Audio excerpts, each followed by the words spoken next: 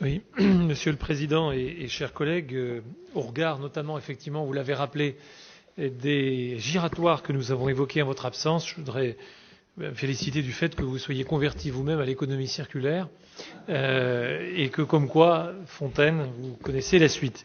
Mais je voudrais particulièrement évoquer donc le giratoire qui est sur la RD 984, qui a été évoqué en effet tout à l'heure, auquel il m'a été répondu pour partie, puisque des travaux sont à venir au-delà des études réalisées.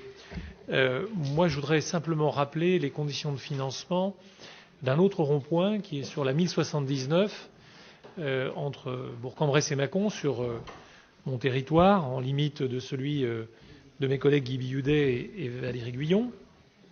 Et vous dire, puisqu'on doit prochainement, si j'ai bien compris, peut-être poser la première pierre d'une plateforme logistique, dire que, bien qu'étant élu de ce territoire et vice-président à l'époque, j'ai toujours considéré que dans la mesure où il s'agissait de nourrir un projet économique, il devait y avoir un partage à due concurrence des prises en charge de ce giratoire, qui s'est conclu par un financement à 20% par le département et à 80% par la collectivité, qui a eu le loisir ou l'obligation de répercuter les coûts à la vente du terrain. Donc je serai pour ma part extrêmement vigilant sur le fait que cette clé puisse exister dès lors qu'il y a effectivement, au-delà des questions de sécurité, une dimension économique. Et je constate d'ailleurs que sur ce giratoire, eh bien, en effet, il y a bien une logistique qui devrait se développer avec un trafic de véhicules quasi similaire à celui qui concerne la 1079. D'une déviation à l'autre, il n'y a qu'un pas ou il n'y a que quelques kilomètres. Je vais évidemment revenir sur la question de la déviation de Pont-de-Vel, parce que les habitants eux-mêmes, qui ont bien constaté que ceux de Saint-Trivier-sur-Magnan se réjouissaient, tout comme ceux de Châtillon-sur-Chalaronne, il y a quand même maintenant déjà un temps certain, qui avait eu sa déviation, les habitants de Pont-de-Vel, eux, attendent évidemment avec beaucoup d'impatience le fait qu'on considère leurs difficultés, c'est-à-dire au fond ce trafic permanent, quotidien, supérieur à celui de Saint-Trivier-sur-Magnan, et qui ne va que se renforcer. Parce que quand bien même l'activité logistique qui est au sud de Pont-de-Vel s'installera au nord, il est évident à l'horizon 2017, il est bien évident pour autant que eh bien, le trafic ne cesse d'augmenter parce qu'il nous vient du sud, il nous vient du nord, il nous vient de l'est. Chacun sait bien les 8000 habitants que gagne chaque année le département. Donc moi je souhaiterais savoir où en est ce dossier pour lequel des études ont été conduites, hydrauliques, des études 4 saisons, faune-flore, les acquisitions foncières ont été faites, l'intercommunalité elle-même s'est investie dans l'acquisition de bâtiments et il faudrait que nous soyons, j'allais dire, voilà, informés de l'avancement ou du non-avancement, ce serait un regret, de ce dossier qui a aussi 30 ans au bas mot.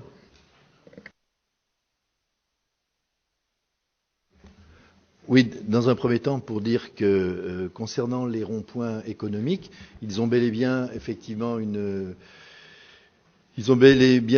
un coût pour le département qui en prend une partie en charge, mais il y a toujours une partie qui est prise en charge soit par la collectivité, soit par l'industriel qui souhaite s'installer en fonction du nombre de branches. C'est soit 2 branches et à ce moment-là, l'industriel part pour 40% et 60% à la collectivité, ou c'est 3 branches et c'est 60%. En règle générale, il y a toujours une prise en charge sur les ronds-points quand ils ont un caractère économique. Il y a toujours une prise en charge par la collectivité, mais par l'industriel aussi, voire par la collectivité, si c'est la collectivité qui l'amène.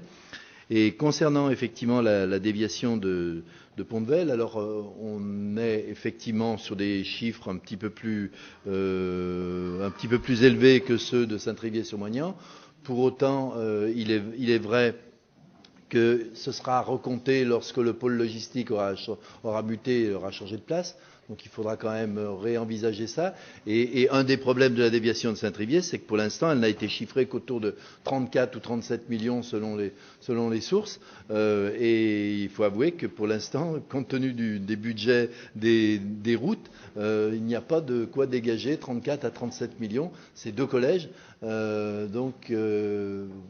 Pour l'instant, on en est là. L'avenir, on verra ce qu'il nous dit, mais je veux bien entendre que tout le monde souhaite vivre dans le plus parfait confort, c'est sûr.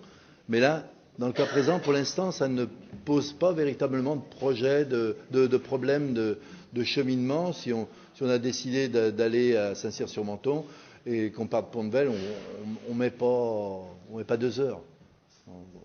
Ça ne surajoute pas beaucoup au temps de parcours, le ralentissement qu'il peut y avoir. Et en termes d'accidents, pour l'instant, il n'y a pas d'accident et je ne pense pas que justement ce soit une route très accidentogène parce qu'elle est un peu chaotique. Ok, merci Monsieur le Président. On n'est pas dans le même coup, effectivement. On est quand même sur quelque chose, une opération 5 fois plus chère. Et vous dire que, je vous rassure, vous n'êtes pas les seules victimes de cela, puisque nous avons aussi des difficultés pour faire d'autres déviations qui sont demandées. Je pense notamment à la déviation de Périeux, qui est le contournement sur le budget et qui serait aussi nécessaire en tant que tel, et sur lequel, pour le moment, nous n'avons pas les crédits nécessaires. Mais nous prenons en compte effectivement toutes ces demandes, et quant au rond-point, je crois que Yves Cléette a répondu, et nous veillerons effectivement à ce que cette clé de répartition puisse être respectée.